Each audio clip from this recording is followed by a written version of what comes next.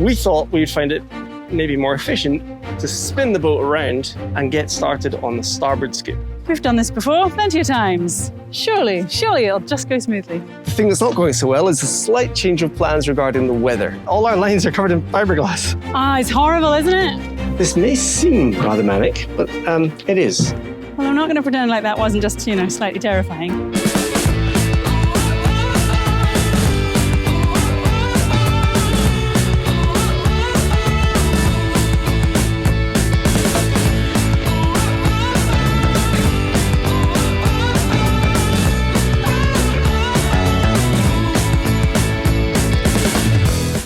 Last time on Red Seas, we took delivery of our brand new Nanni N450 engines. After getting over all our excitement at the colour blue, She's glittery! She's shiny. Nanni made it glittery for us! we rigged up a chain hoist to our boom and lifted it onto our boat. Thankfully, it fit through our engine hatch, and then we wrestled it back to sit on the engine beds. But now it's 5 centimetres too low to align properly. So we've had a bit of a think about these kind of 5 centimetre engine lifts that we need to create to get our engine high enough that we can then sort out the alignment to the prop shaft. Originally, we were thinking we would use stainless steel, then we realised that was going to be incredibly heavy and incredibly expensive, so we looked at aluminium options. We are in Tahiti, so we have to recognise that we don't have huge access to parts, but there was somebody here who said that he could get us not 5 centimetres, but he could get us 1 centimetre thick pieces of aluminium and we could just stack 5 of them up. However, we would need that on 2 sides of the engine and we have 2 engines. So we were going to need to buy 20 pieces of aluminium, almost a metre in length to do this. And the cost was just going to be exorbitant, over $1,000, I think $1,500 just for the metal. And then we would actually have to cut them into length and drill holes and do everything else. So that was then becoming out of the question as well. So we've decided to do some fiberglassing work. We have done a little bit of that in the past when we had to fiberglass our keels back on after we ran aground, but we are by no means experts. We went out this morning and bought some marine ply and some fiberglass stuff, and this afternoon we're going to try and measure up what we need, cut the wood size, fiberglass it in place outside of the engine bay, let it cure overnight, and then hopefully tomorrow we can get them in place and lift the engine onto it and then get onto the next one. So that is the current plan. I'm just crossing my fingers that it all works.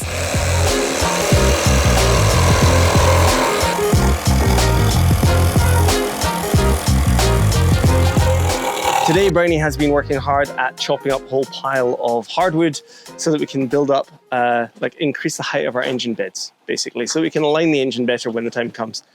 All that means is the engine is in situ, it's installed, it's where it needs to be, except it's not really the right height. It hasn't been plumbed in for fuel or raw water, any of those things. So it's not currently active.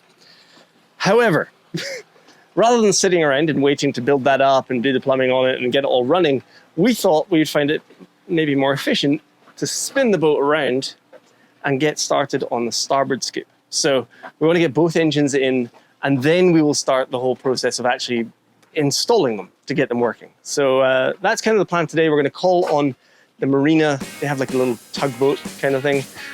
They use it to bring in a lot of the super yachts here in the marina. Between Brownie on deck running around with fenders and lines, me on shore running around grabbing lines and tying them off to bollards and things, and the tugboat, which is probably a little bit overpowered for this job. Hopefully everything goes well. We'll be facing the other way.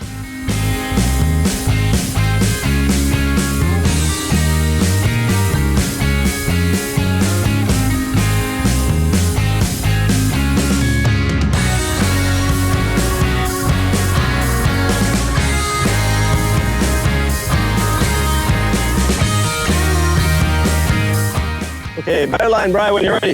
Okay, I'll put this on and then I'll throw it.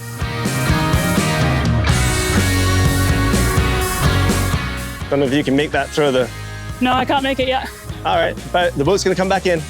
Yeah, but I think I want to get more fenders. Just put one more fender in because I need that line. I can do the line now. Perfect.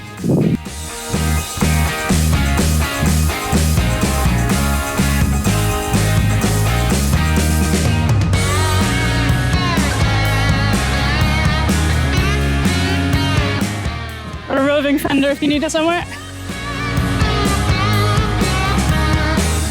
Beautiful!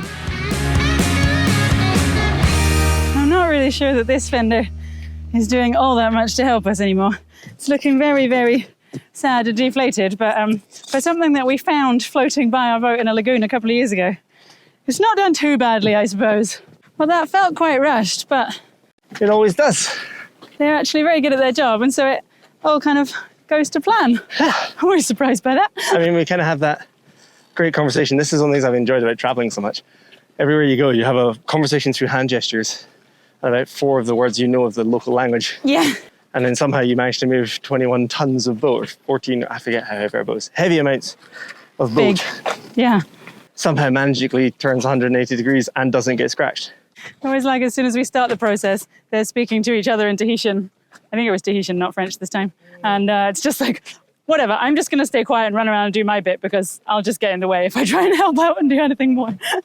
Just get the fenders in place so that we don't hit the wall. That's my job. Okay, we're in for a bit of a long one, I think. Both engine beds have now been angle ground down to get the top gel coat off so that it's just fiberglass showing. The reason for that is we have to build up these engine beds, which is what's going to take a while.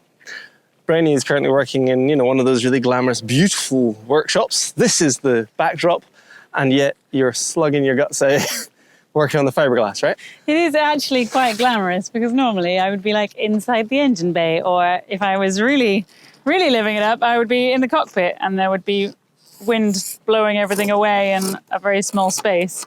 And now I've like made myself my little workbench, and everything is still. It's amazing. It's great. This is good, except I can already see the sparkles of fiberglass all over your clothes, I know. glinting in the sunset. It's not ideal. It's going to be uncomfortable. So I've now cut it all into pieces that should be, I haven't gone to check it, but they should be the right size. If we layer 4 together, I'm going to epoxy them together so that they're then one single block.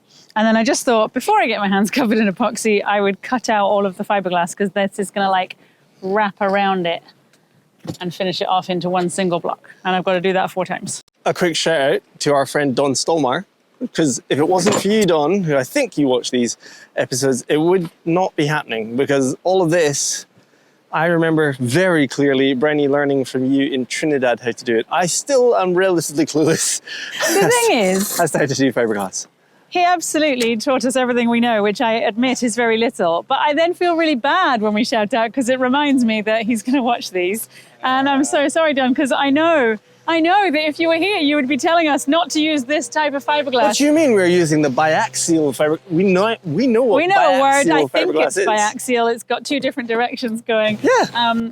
It does kind of fall apart a lot. It's quite tricky to work with. I'm definitely don't have the skills I really need to do it properly. But we're in Tahiti and you can't get everything you need, and we are short on time, and I think it's vaguely going to hold itself together, and that's kind of the best we can hope for right now. Okay, so we might be in a bit of trouble.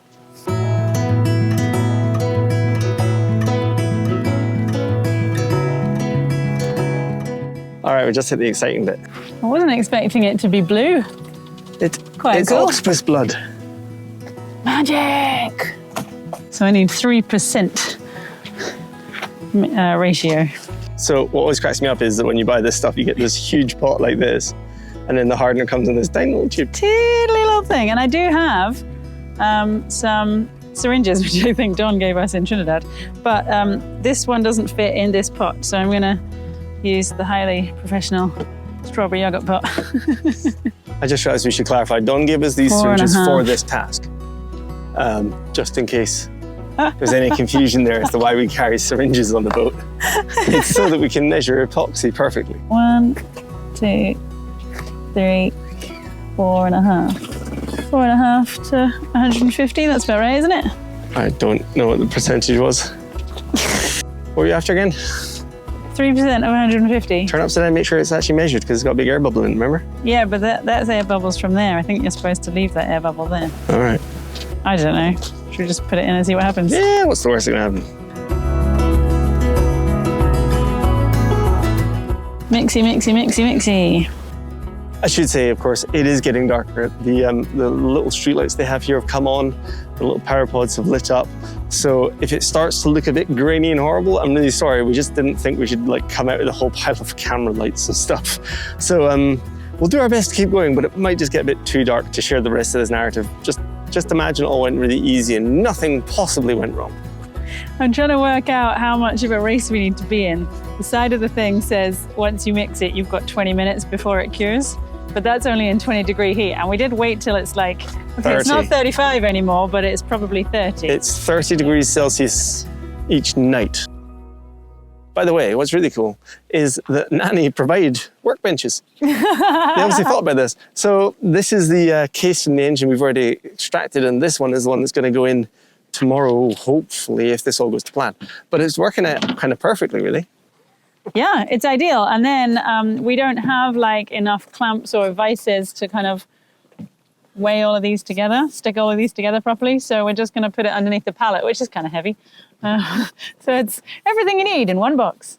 The idea behind this is that by layering up all 4 pieces, we're going to make, essentially, this is just like a booster seat for the engine. All in all, this should basically be probably stronger than our original engine bed. So it's not going to be our fault if the engine falls through the floor. That's the theory. It's going to be our fault when we can't get the engine out again because it's too high and it's touching the ceiling. It's definitely getting serious, right? The work lights and everything. And this stuff cures in seconds. I didn't even have time to like use up what I just made, 150 mil. So I've thrown that away. It turned to jelly. The brush has like gone solid, but I'm just doing 100 mil at a time, and I'm going to try and do 1 stack of 4 before it goes off. And I am racing.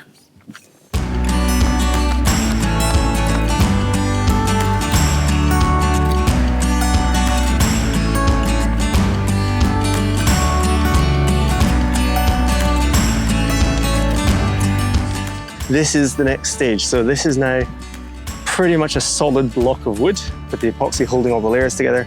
And it's going to go in the middle of the fiberglass matting and then kind of rolled like a burrito. I just realized I forgot to put this on any form of mat. So I'm currently just sticking it To the woodwork. The woodwork. All right.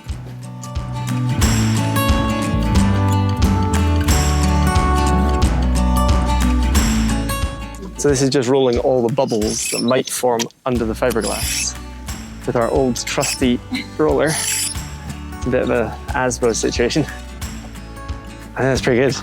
Yeah.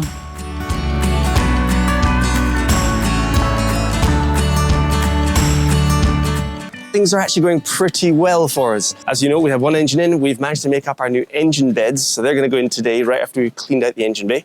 The thing that's not going so well is a slight change of plans regarding the weather. We were expecting to take a little bit of time to make sure both engines were in, fully installed, fully running, everything would be fine before we left the dock. However, this guy showed up. Doesn't have a name yet, but it is a significant storm. Where we are right now, we don't really have much security. To give you a bit of an idea, where we are right now, we don't have any sidelines here holding us out.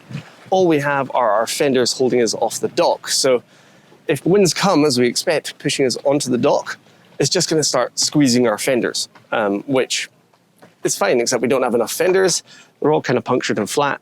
And if there's any swell, we might lift up and smash off the dock, which wouldn't be great. So we lifted the engine up and we put our new engine beds in underneath. We've bolted them each in place because we're comfortable enough that they are going to work. So we've put 1 bolt in the center just as like a locking pin so it doesn't shuffle around. It can still pivot at the moment. And now it's just the minutiae, the fine detailing of actually getting the whole thing to line up. I think what we're supposed to do is actually bolt the engine into place, because each of the engine mounts has like it's not just a hole, it's actually a key, it's an oval shape.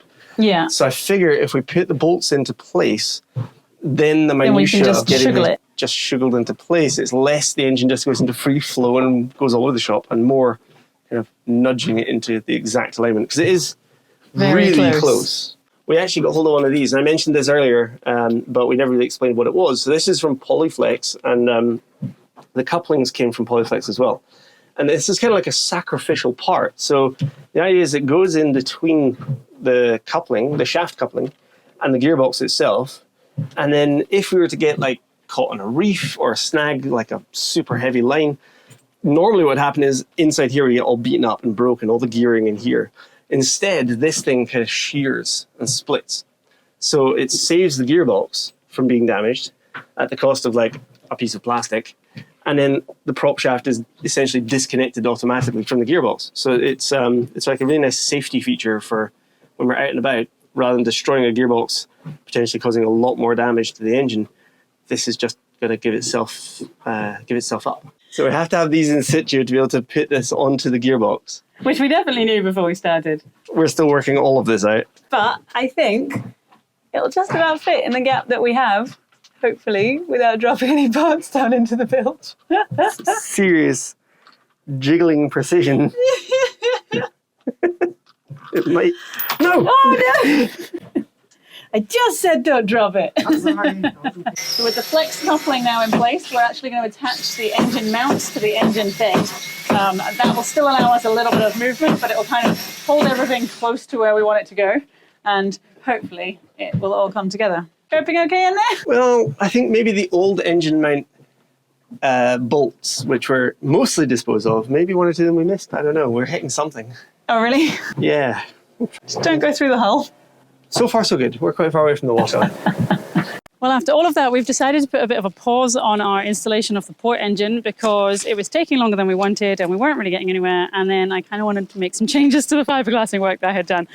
But with the storm coming in, we thought if we can at least get the starboard engine onto the boat, then we don't need to be side up against this wall anymore. The marina may move us tomorrow to a better space, or we may have to just go back onto a mooring ball or onto anchor or something. But our main priority is just to get everything off the dock, and then we're a little bit more flexible with our plans. So that is our goal today. The wind is kind of 25 knots, 20 knots blowing us onto the dock. There's not too much swell, which is good. So we've done this before plenty of times. Surely it'll just go smoothly. Oh, we're also going to put a camera up. So we've got a bunch of 360 cameras that we're going to put around the place to try and capture all of the action. But we're also going to put one up for our patrons who can watch it live. So that'll still be up there now. If you're watching this on YouTube and you want to see all of the full length, unedited, whatever happens, you'll see it. If you want to see that version, you can just jump on over to Patreon. And we're hoping it's going to work in 360. So you can kind of like look around and see everything that's going on. That's the plan anyway. So we're just about set to lift, and I thought I'd quickly check on the weather because the wind has been filling in throughout the course of the day. And just in the last 30 minutes, we've had, 26 knots of wind, and it's kind of sitting around, 15, 20 knots. So not ideal scenario for lifting a giant lump of metal around in the air, but we've done worse, haven't we? Okay. All on you. All right. Show me those muscles. All right. It won't go any further. What's stopping it? Yeah, the main sheet is hooked around. It's not going to be helping me. Like that.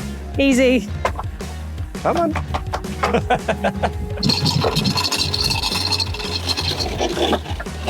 We're good. We're good. That's it lifted then. Almost. Remember this swell, so it's off the ground, it's on the ground, it's off the ground, it's on the ground. I can start turning.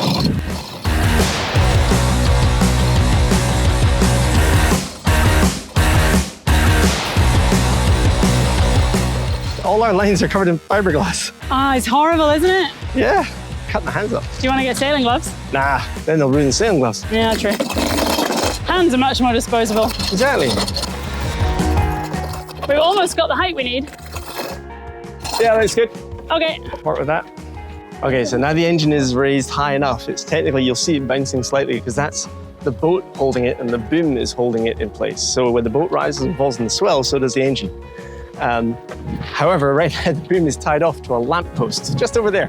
So we're gonna have to untie it from the lamppost and guide it as carefully as we can back over the top of the engine bay, which is down behind here. So I can lower the red line.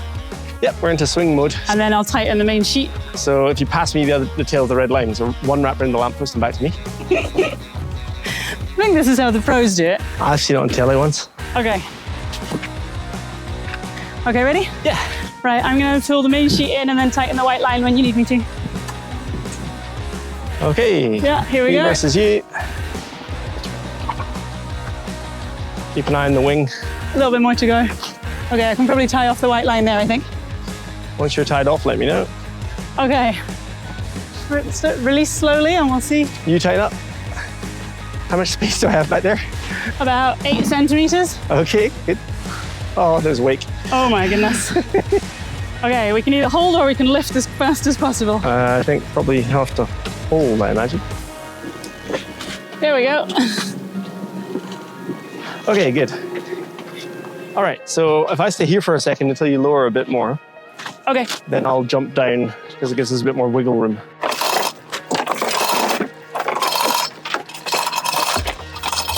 It's looking good. I'll jump over before we reach the fiberglass. Yeah.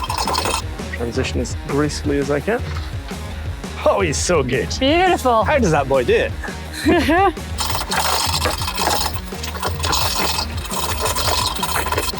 About 30 centimeters to go. Almost. And we're down. Woo! The engine lives. Okay, so that's the engine in, obviously the way the pros do it. So next up, we just have to get it off the pallet, get it up again so we can open the engine bay door and then kind of jiggle it into place. So we've changed the plan a little bit from how we lowered the engine into the other side. Because our generator usually stays in this engine bay, we've got a little bit less room to get the engine in and then rotate it 90 degrees and then kind of shuffle it backwards. So we've heard that somebody else managed to lift their engine and sort of put it in end first and diagonally through. Yeah. So we're going to try it. This is it. The theory is that if we lift it up by the gearbox side of things, it'll hang like that. And then we can lower it down through the engine bay and kind of swing it. Yeah. Swing. The wind has died down now, so that's going to help. But we'll give it a go. And if it doesn't work, we'll just lift it back out again and have Try a another different thing. way. Yeah, easy. So we've got our two chain hoists. One is going to actually lift the end up, and the other one is just going to stop it from like rolling over and hitting this back on the floor. And then we'll lower this one again when we're ready to sort of drop it like that. Slight pause, what was that? So the guys who run the tugboat, who've been helping us like turn the boat around, just wandered over in a quiet spot and like, do you need those boxes? I mean, the boxes, the engines came in, we're like, well, they're going to go in the bin, right? Like, oh man, that'd make a perfect table for us. Could we just take one? Like, yeah, you can take two. Ideal. So they took one away. We'll use the other one to do some epoxy work, and then they'll take it like in 3 days' time. So they're getting recycled already. Yay, We're it's leaving our great. little mark in Tahiti. Oh yeah, because our name's on it. Yeah. Well, I'm not going to pretend like that wasn't just, slightly terrifying, but it is now in a vertical position, free hanging. So we are going to take the wooden pallet off the bottom, and then we just said, I hope it fits through the engine bay this way. We've not actually measured it, but we figure What's the worst that can happen? surely it's wider than it is tall, and we know it fits through width-wise. So I'll give it a try. So if I swing the engine, can you pull the pallet, do you think? I should go the other side. I should go your side, shouldn't I? Yeah. Okay, pulling the engine out.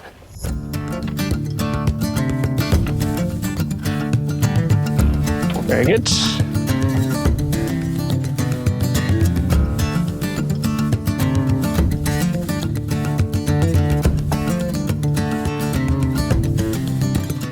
Can you eyeball that? Other side particularly. Will that fit through? We swing the whole thing this way a little bit so that the rudder stock is there. Yeah. I think it'll be close, but it could go. Good. If I do that, eyeball that and tell me what you think. Sump pan. Sump pan, too big, won't fit. There we go. So we're turning 90. Let's see if we can swing it in at 90. So that bottom edge is getting close when it swings. Yeah. And this foot is almost touching, so I have to rotate it out that way. Perfect. Yeah, get it at the back. So I'm coming up to the foot again. Yeah. Go in. You're so good. Get the exhaust past if you can. All right, hold there. Okay, holding. So we managed to fit the engine through the gap, which is always a good start. And now we're just going to attach the chain hoist that we did have on our dinghy davits. We've now run through to the cabin and the little inspection hatch there so that it can take the other end of the engine and start lifting it up. And hopefully the whole thing will kind of twist like that into place. And then we'll lower this one and lift on that one, and it should sort of move its way back. It kind of worked for the other one. So every optimistic thought is going on in our heads right now. I always feel more comfortable when it's lower. I know that things could still go wrong and it could drop, but when it's suspended like 6 feet in the air, there's more potential for damage, I guess. So if you can pull out, hopefully you can drop is what I'm trying to get at, but if you can be pulling out as well, that would help. All right, lowering then. Yeah.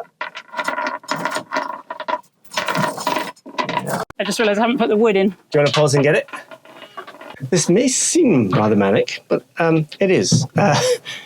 As Brownie was saying, we've done this a different way every single time. Taking 2 engines out and putting the other Nanny in, we used a different technique every single time. This one is now looking a lot more like what we've done before. We just need to put some woodwork in to protect the fiberglass up top, and then hopefully it's kind of a monkey bar situation. Okay, lower. Okay, I'm going to lower. I think my end is now clear. Yeah? Yeah. Yeah, it feels clear. That's Yeah, good. it looks good. Woohoo! Now we play the uppy downy game. Uppy downy game. I can see the sump pan has about 5 centimeters to go further down before it's going to start knocking into the generator shelf. Yeah, I've got space to go up here, so I'm going to go up first, Okay, that makes sense. and then we'll see what we have. Let's see you go down. All right, I'm going down. I can see the top of the engine and the very back, obviously. Okay, perfect. I can't see the top at all. I can just see basically the sump pan and the foot on the far side is what I'm keeping an eye on. The back right, back left foot, I can now see it as well. Okay, good. So that's the sump pan about to clear in front of the generator shelf, which is great. It's still got another 3 centimeters of clearance, but I can't see the prop shaft, so that's all you. Yeah, I got that. That's all right. All right, nice. Okay, so things are, well, a little bit on the dicey level. We've got a bit of an idea to sort of shuffle around our chain hoist. So we've actually put the engine on this soft shackle with a couple of carabiners, tied onto a piece of double braid that we've tied down the anchor point pretty deep in there. And Brownie is just taking down the big chain hoist that we're using outside, and that'll go in place of this newest strap. I know it doesn't look like it, but this is the home stretch. We're so close. All right, I think we are. Oh, We're down. I think we did it. We did it. I'm not entirely sure how. All right, so officially we have got 4 feet on the old engine beds, which means we do have a bit more work to do. However, this was the objective for the day. The day was to get the new engine on the old engine beds so that it was safely off the dock ahead of that storm. And I think this We're means... storm ready now. We've done all of our storm prep. Everybody installs 2 engines before a cyclone comes I through. haven't finished installing them yet, don't be carried away. So yeah, we do have a couple of holes to drill and we'll hit some temporary bolts. But the reason, as you've seen on the other engine, we need to build up our engine beds because the alignment is it's almost bang on, except it's 5 centimeters too low. Yeah. So we'll build them up, but we can take our time to build those new, we'll call them risers, I guess. They're released like where the engine is now. We're just going to bolt it to the floor, and then at least it's stable, and we can take the chain hoists away and not be worried it's going to fall anywhere. Which We means we're can't not yet paying for use the chain it. hoists. But yes, we can return and stop paying for the rental of chain hoists. And then also, both engines are off the dock, so we don't need to be on this side dock anymore, so we can move to wherever they need to put us. To be slightly safer for high wind. So Yes. life is good. All in all, this going doesn't well. necessarily look like victory to you, but to us, this is exactly what we want. This is perfect. We did it! We did it! Yay! Ah!